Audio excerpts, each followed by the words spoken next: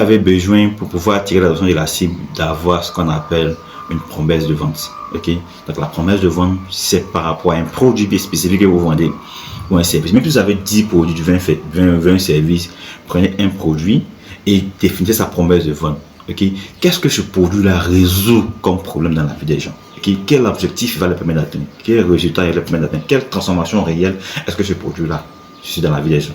Et c'est une fois que tu réponds à cette question, pourquoi est-ce que les gens devraient acheter ce produit-là plutôt que chez le concurrent le plus proche? Si tu prends ça, tu fais de ça une promesse, une phrase très chic, très belle, attractive, convaincante que tu vas mettre en avant. Donc, quand tu vas communiquer pour ton produit là, tu vas dire achetez, mais par exemple, on imagine que tu vends des savons qui permettent d'enlever les boutons sur le visage, ok?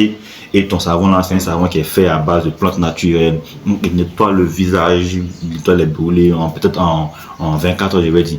Donc, toi, ton avantage unique que ton promesse là fait, c'est que, en plus d'être bio, il est très efficace parce qu'il permet d'atteindre un résultat très rapide en très peu de temps. Donc, tu vas prendre ça, tu vas formuler une belle formule. Par exemple, le savon bio Sam qui permet d'éliminer tous les impurités de votre visage en 24 heures. Simplement. Donc, tu prends ça, ton avantage unique. C'est que toi, si tu peux proposer, que personne ne peut copier, tu prends ça et tu formules ta promesse de vente. Donc, je te montre trois critères, 3 étapes que tu dois respecter dans ta promesse de vente.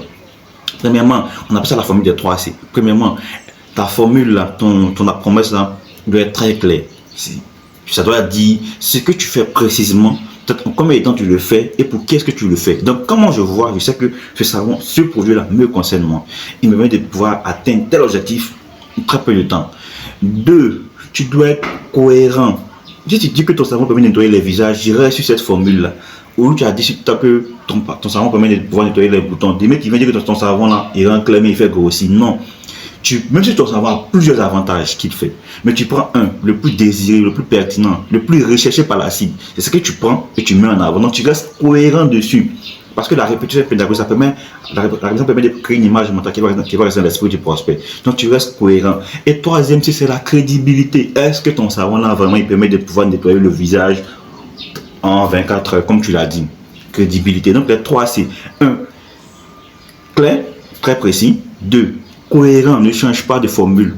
Et 3, crédible. Donc si tu as compris ça, tu as appliqué ça dès maintenant. Si tu n'as pas compris, tu mets 500 commentaires pour que je puisse revenir dessus. Et ce que je dois faire maintenant, c'est t'abonner.